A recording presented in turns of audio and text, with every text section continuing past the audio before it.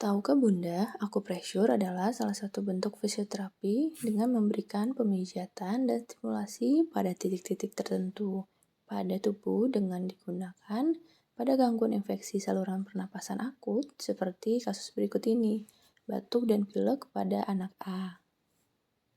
Assalamualaikum adek. Iya, namanya siapa? Amira ya. Oh, kita mulai ya untuk pijatnya. Batuk tadi ya, sama susah napas. Pilek ya. Posisikan jempol dalam gaya oke, cari cekungan di bawah jempol pada lokasi dua tendon tangan.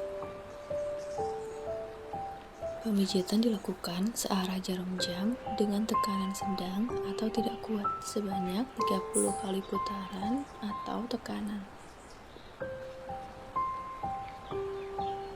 Ya, sudah. Sekarang pinjam kakinya ya. Ngantuk ya.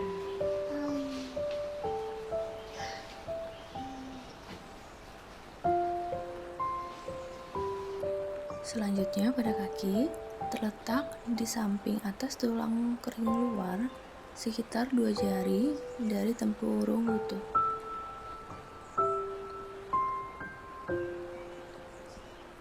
Lakukan tekanan atau putaran sebanyak 30 kali.